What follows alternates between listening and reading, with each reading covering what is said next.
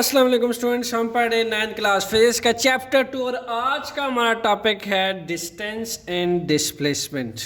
Students, distance के बारे में सबसे पहले बात करते हैं। डिस्टेंस क्या होता है? That is actually length of a path. कोई भी एक पाथ है, उसकी लेंथ है ये, ठीक है। उसकी कंप्लीट लेंथ होती है किसी भी पाथ की between 2 points is called the distance between those points. Again मैं इसको रिपीट कर देता हूँ कि कोई एक पाथ है या 2 पॉइंट्स हैं कोई भी, ठीक है, उनकी जो कंप्लीट लेंथ है, ठीक है, उसको हम क्या कहते हैं?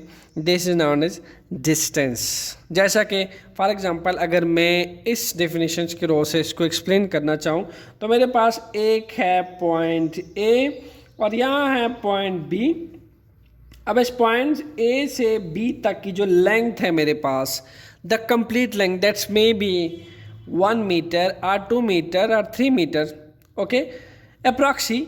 सो जो लेंथ होगी इस पॉइंट ए से बी के दरमियान बिटवीन 2 पॉइंट्स की जो लेंथ होगी वो मेरे पास क्या कहलाएगा? इसका डिस्टेंस कहलाएगा, ठीक है। ऑब्वियसली ये किस चीज़ में मेजर होगा? मीटर में मेजर होगा या सेंटीमीटर में मेजर हो सकता है, ठीक है। तो जो इसकी मैं कंप्लीट लेंथ नापूंगा वो इस पाथ का ए से बी तक के जो एक पाथ बनता है, एक रास्ता बनता है, वो इसका क्या कहलाएगा? वो डिस्टेंस कहलाएगा। आइए अब इसकी सेकंड जो स्टेटमेंट है, जो इसकी सेकंड डेफिनेशन है, उसकी बात करते हैं। Look at that. यहाँ पे हम क्या कह रहे हैं कि it is the actual length. यहाँ पे भी हमने इसको लेंथ कहा, और या फिर ये एक्चुअल लेंथ होती है किस चीज़ की? पाथ की। जैसा कि ए से लेके बी तक ये कोई रास्ता है ना, ठीक है, इन 2 पॉइंट्स के दरमियान पाथ है, this is the path. Clear? So it is the actual length है। ये क्या है? ये एक्चुअल लेंथ है, यहाँ ए से लेके बी तक की एक्चुअल लेंथ है। Clear? This is the actual length.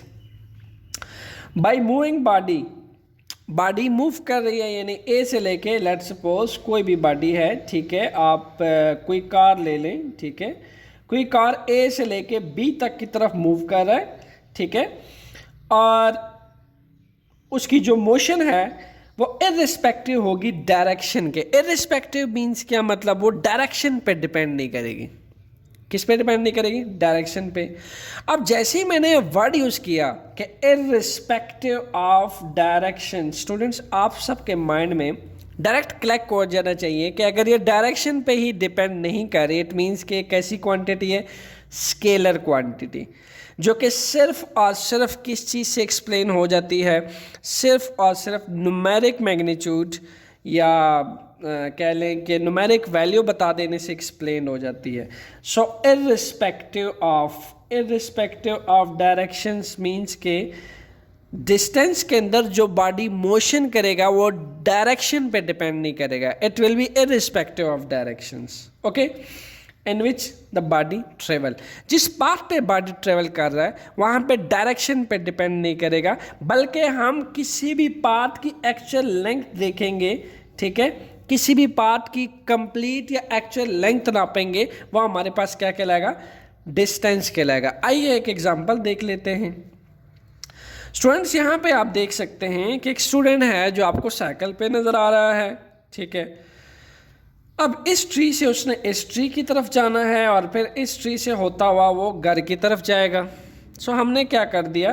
तीनों को एक एक पॉइंट से रिप्रेजेंट कर दिया। इस ट्री को ए कह दिया और इसके घर के पॉइंट को हमने बी कह दिया और इस ट्री को हमने सी कह दिया।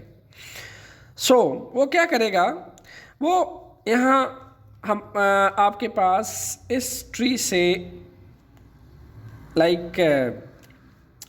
घर की तरफ जाएगा, ठीक है, यहाँ पे घर की तरफ जाएगा, एंड देन फिर क्या होगा जी?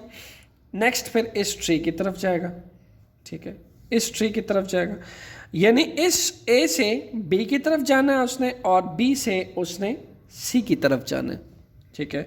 तो ऐसे में डिस्टेंस को अगर हम देखें तो ये हमारे पास डिस्टेंस बनता है S1, इसको हम कह देते हैं S2।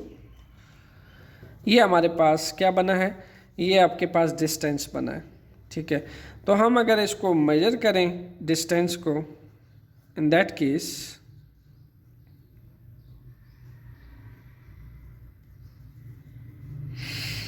तो हमारे पास डिस्टेंस बनता है S1 clear plus S2। S1 यहाँ पे हमारे पास क्या है, S1 हमारे पास है 4 मीटर और S2 हमारे पास है 3 मीटर, तो that will be equal to 7 metre. Okay, अब सवाल ये पैदा होता है कि अगर हमारे पास हमने A से C तक जाना है, ठीक है, हमारा मकसद तो इस ट्री तक जाना था, सो हम पहले ऐसे गए और ऐसे गए, ठीक है। तो इस फिगर के अंदर डिस्प्लेसमेंट क्या होगी? सबसे पहले तो डिस्प्लेसमेंट के बारे में आपको बात पता होनी चाहिए कि डिस्प्लेसमेंट एक वेक्टर क्वांटिटी है, वहाँ पे हम डायरेक्शन पे डिपेंड करते हैं और डायरेक्शन पे डिपेंड करते हुए हमारे पास एक होता है इनिशियल पॉइंट और एक होता है फाइनल पॉइंट। हम इनिशियल पॉइंट और फाइनल पॉइंट के दरमियान का शॉर्टेस्ट डिस्टेंस फाइंड करते हैं, ठीक है, जबकि डिस्टेंस के अंदर हमारे पास एक्चुअल पाथ देखा जाता है। तो हमारे पास इस दरख्त से इस दरख्त का जो एक्चुअल पाथ है वो ये बनता है, जबकि अगर मैं डिस्प्लेसमेंट की बात करूं तो ये मेरे पास इनिशियल पॉइंट है, ठीक है, इनिशियल पॉइंट। स्टूडेंट्स, इस इनिशियल पॉइंट को स्टार्टिंग पॉइंट भी कहा जा सकता है। स्टार्टिंग पॉइंट, जहाँ से हम स्टार्ट लेते हैं, जहाँ से बॉडी मूव करना स्टार्ट करता है, ये हमारे पास स्टार्टिंग पॉइंट होता है। और जहाँ पे बॉडी अपनी जर्नी एंड करता है, that is your final point. Like C पे उसने अपनी जर्नी को एंड किया, तो आपके पास वो क्या है, दैट इज़ और एंडिंग पॉइंट। एंडिंग पॉइंट कह सकते हैं आप इसको, या फिर आप इसको फाइनल पॉइंट भी कह सकते हैं, ठीक है। तो जहाँ से कोई भी बॉडी मूव करते हुए अपनी जर्नी स्टार्ट करता है वो उसका स्टार्टिंग पॉइंट होता है या इनिशियल पॉइंट होता है, और जहाँ अपनी जर्नी एंड करता है वो उसका एंडिंग पॉइंट होता है या फाइनल पॉइंट होता है। तो इस फिगर के अंदर हम बताने लगे हैं अब डिस्प्लेसमेंट। डिस्टेंस हम इससे पहले बता चुके हैं क्योंकि डिस्टेंस है हमारे पास actual length of the path by a moving body, actual length है। तो एक्चुअल लेंथ क्या बनती थी, ए से बी की तरफ गया, बी से फिर किसकी तरफ गया, सी की तरफ। So this is your actual length, this is your actual length. So हमारे पास डिस्प्लेसमेंट क्या होता है, डिस्प्लेसमेंट होता है it is the shortest distance between the two points, जिसमें हम दो पॉइंट्स के दरमियान का शॉर्टेस्ट फासला देखते हैं एंड वो डायरेक्शन पे डिपेंड करता है। सो यहाँ से हमने ए से इसके इनिशियल पॉइंट से इसके एंडिंग पॉइंट तक का एक डायरेक्शन ली और सीधा हमने एंडिंग पॉइंट से मिला ली, तो इस शॉर्टेस्ट फासला को हम क्या कहेंगे, that will be actually displacement. So in this figure displacement क्या होगी हमारे पास, displacement will be equal to 5 metre. Okay, क्योंकि डिस्प्लेसमेंट में हम एक तो डायरेक्शन पे डिपेंड करते हैं एंड देन सेकेंडली हम शॉर्टेस्ट फासला देखते हैं एंडिंग पॉइंट से, ठीक है, एंडिंग पॉइंट से और स्टार्टिंग पॉइंट से जो शॉर्टेस्ट फासला होता है, डिस्टेंस होता है, वो हम ले लेते हैं and it depend on the direction because displacement is a vector quantity. आइए स्टूडेंट्स अब एग्जाम्पल 2 को देख लेते हैं कि इस एग्जाम्पल 2 में हमारे पास डिस्टेंस जो है वो क्या बनेगा, ठीक है। This example is also for distance. So ये आपको एक नज़र आ रहा होगा, यहाँ पे इस एग्जाम्पल में कार है एक, ठीक है, वो क्या करती है, वो 3 डिफरेंट पॉइंट्स हैं यहाँ पे, ठीक है, हम इसको रीनेम कर लेते हैं। ए से कार चलना स्टार्ट करती है बी की तरफ और बी की तरफ कार चलती है सी की तरफ और सी से फिर वापस अपने पॉइंट पे ए पे आके रुक जाती है। सो हमें पूछा जाता है कि इस केस के अंदर, इस फिगर के अंदर टोटल डिस्टेंस क्या बनेगा। सो अगर देखा जाए तो कार 3 तरह से डिस्टेंस ट्रेवल कर रही है। कैसे, अगर मैं टोटल डिस्टेंस की बात करूं तो A B plus B C plus C A या फिर ए सी आप कह सकते हैं। कार ने 3 तरह से डिस्टेंस कवर किया। अगर हम टोटल डिस्टेंस की बात करें तो यहाँ पे हम एक्चुअल पाथ की बात करेंगे, ठीक है, या फिर यूँ कह लें टोटल लेंथ की बात करेंगे, जो टोटल एक्चुअल लेंथ बनती है, ठीक है, वो इसकी क्या बनती है, वो S1 बनती है ए बी में, तो मैं इसको कह देता हूँ S1, S2 बनती है बी सी में, कार बी से सी की तरफ गई, और S3 बनती है सी से ए की तरफ आई। So there are 3 distances involve, so that's why हम इनको इंडिविजुअली ऐड कर लेते हैं, S1 plus S2 plus S3। So the total distance, या इस केस में जो हमारे पास टोटल डिस्टेंस बनेगा, टोटल डिस्टेंस वो क्या बनता है जी, this is about 4 kilometre plus 3 kilometre plus 5 kilometer. In that case, the total distance will be 12 kilometer. 4 plus 3 7 plus 5 12 kilometer का distance बनेगा यहाँ पे. So this is a total distance covered by the car in this actual path. ये हमारे पास total distance आ जाएगा. जबकि अगर मैं बात करूं डिस्प्लेसमेंट की, देखिए तो डिस्प्लेसमेंट क्या होता है, डिस्प्लेसमेंट एक्चुअली वो वेक्टर क्वांटिटी है डिपेंडेंट डायरेक्शन, और ये इररिस्पेक्टिव ऑफ डायरेक्शन होता है। जो डिस्टेंस होता है ये टोटल एक्चुअल लेंथ देखी जाती है, पाथ जिस पाथ में से बॉडी मूव करता है उस पाथ की टोटल लेंथ देखी जाती है।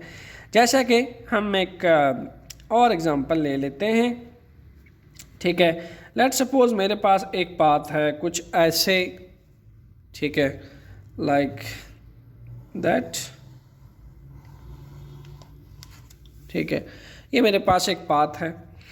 अब क्या है कि हमें डिस्टेंस को देखना है, हमें जाना है पॉइंट ए से जो कि यहाँ है, और हमें पॉइंट बी की तरफ जाना है जो कि कहीं यहाँ पे लाई कर रहा है।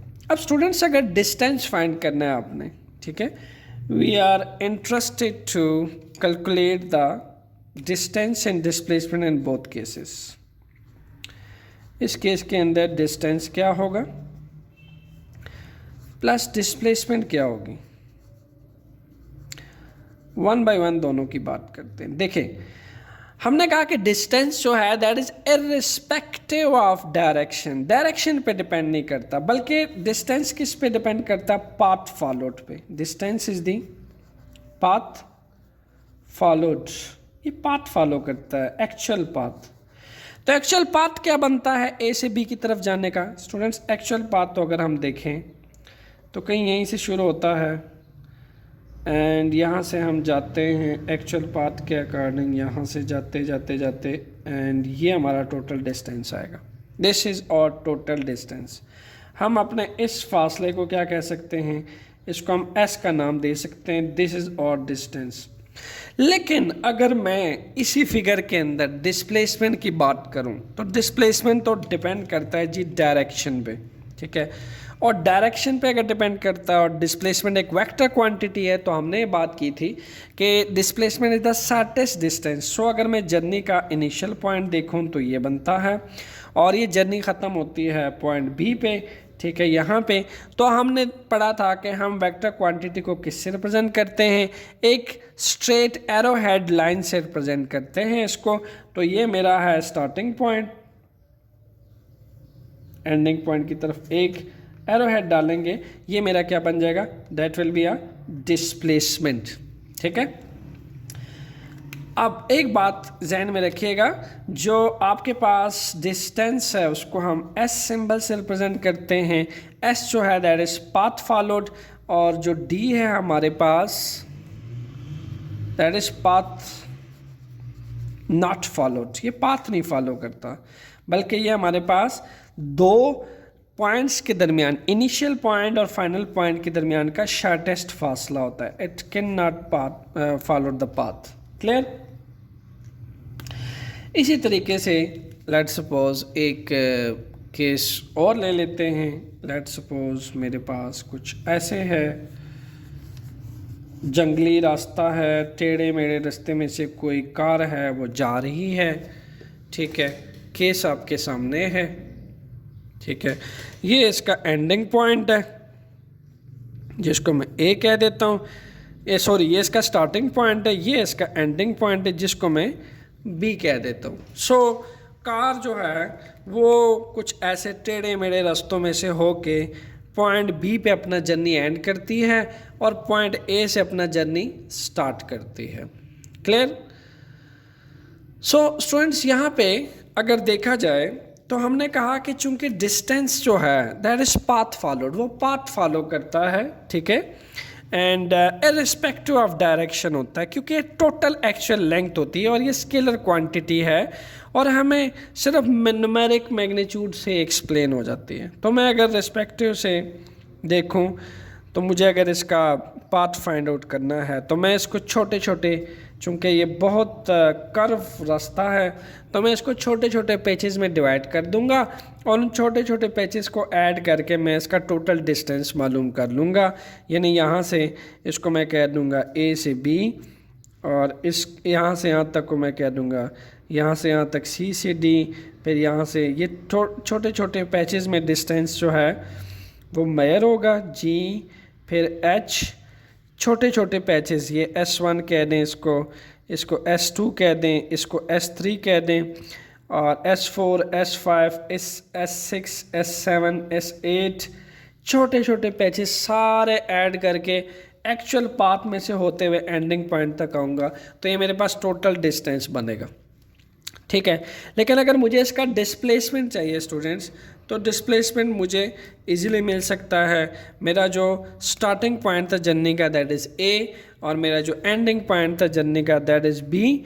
तो हम क्या कर लेंगे, इजीली जस्ट एक एरो हेड खींचेंगे, क्योंकि जो डिस्प्लेसमेंट होता है वो शार्टेस्ट डिस्टेंस होता है 2 पॉइंट्स का, तो ये हमारे पास डिस्प्लेसमेंट आ जाएगी। दिस इज़ और डिस्प्लेसमेंट, और जो हमारे पास डिस्टेंस आएगा, टोटल डिस्टेंस आएगा that will be S1 plus S2 plus S3 up to so on. तो अब आप समझ गए होंगे कि जो डिस्टेंस है वो हमारे पास एक्चुअल पाथ है, it's a scalar quantity, but displacement is a vector quantity, so it depend on the direction, it need direction for specification, so that's why हम एक shortest फासला लेते हैं 2 पॉइंट्स के दरमियान का and represent the arrowhead line। यहाँ पे स्टूडेंट्स मैंने डिस्प्लेसमेंट को अलग से डिफाइन किया हुआ है। Look at that, displacement is the shortest distance between 2 point which is magnitude in direction. Displacement is a vector quantity, so that's why it will be magnitude in direction. And other thing इसने बताई कि shortest distance between 2 points, तो shortest distance जो होता है 2 points के दरमियान में, 2 पॉइंट्स में एक होता है इनिशियल पॉइंट और second one is final point. Initial point से फाइनल पॉइंट के दरमियान का फासला होता है। यहाँ पे फिर हमने सेकंड डेफिनेशन लिखी है इसकी, when the body moves from one position to another, ठीक है, वन पोजीशन टू अनदर। जैसे कि आपके पास ये एक बॉडी है, ठीक है, ये पर्सन है, कोई स्टार्टिंग पॉइंट से मूव कर रहा है, यहाँ से होता हुआ यहाँ तक आता है, तो हम ये कह सकते हैं बॉडी क्या कर रहा है, अपनी पोजीशन चेंज कर रहा है from one point two other. तो मैं इस पॉइंट को कह देता हूँ पॉइंट ए जो इसका स्टार्टिंग पॉइंट है, और इसको कह देता हूँ पॉइंट बी जो इसका एंडिंग पॉइंट है। तो यहाँ पे क्या है जी, from one position to another the shortest distance between initial position and final position of the body. Initial position, this one is और initial position, initial position, because initial position हमारा क्या होता है जी, स्टार्टिंग पॉइंट होता है जहाँ से कोई बॉडी अपनी जर्नी स्टार्ट करता है, और फाइनल पोजीशन हमारी क्या होती है जी, एंडिंग पॉइंट होता है। ठीक है, तो ये हमारा फाइनल पोजीशन है। तो shortest distance between initial position and final position, साथ ही क्या कह दिया, position of the body along direction, so it's a direction. तो स्केलर वेक्टर की वीडियो में हमने क्या देखा था कि वेक्टर को हम क्या करते हैं, किसी भी वेक्टर को हम एक एरो हेड से एक्सप्लेन करते हैं, जिसमें ये हमारे पास इनिशियल पॉइंट होता है, ये फाइनल पॉइंट होता है। तो ये क्या होता है, ये वेक्टर होता है। चूँकि डिस्प्लेसमेंट एक वेक्टर क्वांटिटी है, तो स्टार्टिंग पॉइंट से एंडिंग पॉइंट को हम एक एरो हेड से जो है वो मेजर करेंगे। लेकिन अगर इसी केस के अंदर मैं डिस्टेंस को देखना चाहूँ तो actual path followed, it is displacement is not path followed but distance is path followed. Actual path की एक्चुअल लेंथ मेजर करेंगे हम जस्ट लाइक दिस, यहाँ से होते हुए हम एंड पॉइंट पे आएंगे तो जो टोटल डिस्टेंस बनेगी, मे भी यहाँ पे जो डिस्टेंस बनता हो, डिस्टेंस ये मेरे पास बनता हो 15 मीटर, क्लियर। और जो यहाँ पे मेरे पास डिस्प्लेसमेंट बनता होगा, ठीक है, डिस्प्लेसमेंट यहाँ पे ऑलमोस्ट मेरे पास 6 मीटर अप्रॉक्सीमेटली आ सकता है, because it is the shortest distance between 2 points, but distance is a path followed, it doesn't depend on the direction, because ये टोटल एक्चुअल लेंथ होती है। तो टोटल एक्चुअल लेंथ तो ये बनती है ना जी, पाथ से होते हुए एंडिंग पॉइंट पे आके, सो this is your total actual length, जो डिस्टेंस आएगा आपके पास। सो स्टूडेंट्स, अब होने वाला है आपका छोटा सा वाइवा। आपसे क्वेश्चन पूछने लगा हूँ, आपने मुझे बताना है कि अगर ये एक स्टूडेंट है, ठीक है, ये क्या करता है, ए से बी की तरफ जाता है, बी से सी की तरफ जाता है, और सी से डी की तरफ जाता है, डी से फिर वापस ए पॉइंट पे आ जाता है, यानी ये इसका इनिशियल पोजीशन है, ठीक है। इनिशियल पोजीशन को मैं कह देता हूँ पी आई, और पी आई से होता हुआ, ठीक है, पी आई पॉइंट से होता हुआ बी की तरफ जाता है, बी से सी, सी से डी, और वापस पी आई पे आके रुक जाता है। तो आप मुझे बताएंगे कि ए पॉइंट पे इसकी डिस्प्लेसमेंट क्या होगी जी? ऑब्वियसली ज़ीरो होगी। क्यों ज़ीरो होगी? क्योंकि ए पॉइंट पे इसकी displacement difference between the initial point minus final point होगी। तो हम क्या कह सकते हैं, P I minus P F. तो ये तो ए से चला था, वापस ही ए पे रुका है, तो हम क्या कह सकते हैं, ए माइनस ए ज़ीरो। तो डिस्प्लेसमेंट क्या होगी जी? ज़ीरो इस केस के अंदर। बट अगर आपसे पूछा जाए कि इस केस के अंदर डिस्टेंस क्या होगा जी? डिस्टेंस,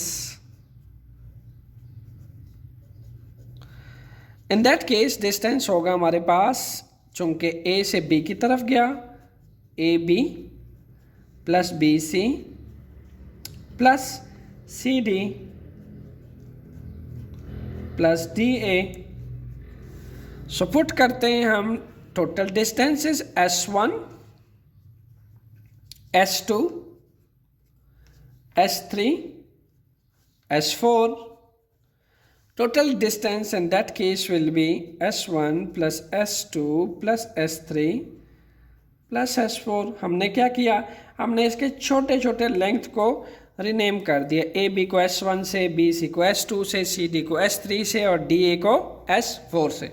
सो इसको सम अप करते हैं अब, 3 मीटर, चूंकि ये एक्चुअल पाथ फॉलो होगा, जैसे जैसे स्टूडेंट चला सारे पाथ की डिफरेंट सेगमेंट में सारी लेंथ का सम अप जो है टोटल डिस्टेंस कहलाएगा, ठीक है। 3 मीटर, 5 मीटर, फिर 3 मीटर, फिर 5 metre, total distance will 5 plus 3 8, 8 plus 3 11, 11 plus 5 16 metre. But इस केस में जो डिस्प्लेसमेंट होगी, ठीक है, that will be zero. Why zero? क्योंकि अगर बॉडी इनिशियल पॉइंट से शुरू करता है अपनी जर्नी और इनिशियल पॉइंट पे ही वापस आके रुकता है, तो स्टूडेंट उसका डिस्प्लेसमेंट क्या होगा? ज़ीरो। ये हमारे पास एक एग्जांपल है स्टूडेंट्स, हमारे पास ये एक पाथ बनता है ए से बी तक का, बी से सी तक का, यानी कोई भी कार है, ठीक है, कोई कार आप एग्जांपल के तौर पे ले लें कि यहाँ से ए से बी की तरफ जाती है प्लेन रोड पे, एंड देन बी से सी की तरफ जाती है और यहाँ पे आके अपना जर्नी एंड करती है, ठीक है। तो मेरे पास तो अगर डिस्टेंस की बात की जाए तो डिस्टेंस बहुत सिंपल है। मैं अगर एक्चुअल पाथ की तरफ जाऊँ तो मैं ए से बी की तरफ जाऊँगा और बी से सी की तरफ। टोटल लेंथ अगर मुझे देखनी है तो मेरे पास आ जाएगी ये A B plus B C. तो ऐसे में क्या होगा जी? ऐसे में ये दोनों ऐड हो जाएंगे, 4 किलोमीटर प्लस 3 किलोमीटर, तो मेरे पास डिस्टेंस क्या आ जाएगा? 7 किलोमीटर।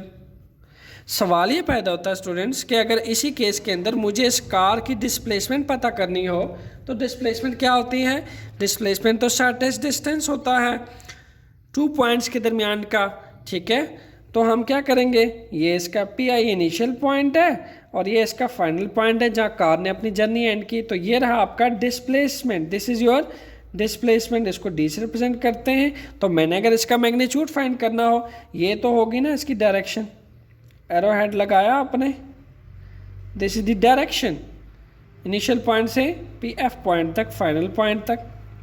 तो मुझे अगर इसका डिस्प्लेसमेंट फाइंड आउट करना है तो ऐसे में आपको नज़र आ रहा होगा ये बनता है एक ट्रायंगल, ठीक है।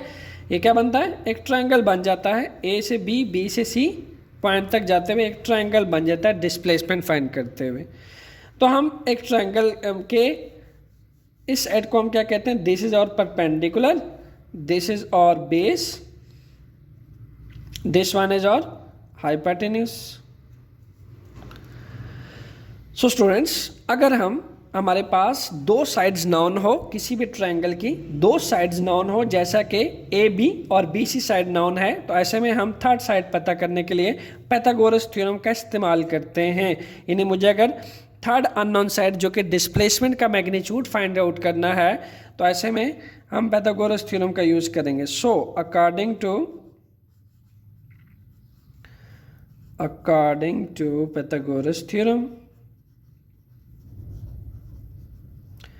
आपसे अगर कोई पूछे कि पाइथागोरस थ्योरम किस लिए यूज़ होता है जी, पाइथागोरस थ्योरम यूज़ होता है कि अगर हमारे पास कोई गिवन ट्रायंगल हो और उसकी दो साइड्स नॉन हो, जैसा कि ए बी और ए सी इसमें नॉन है, तो हम थर्ड अननोन साइड का पता लगा सकते हैं, उसके मैग्नीट्यूड का पता लगा सकते हैं। तो ये इक्वल होता है हाइपोटेन्यूज का स्क्वायर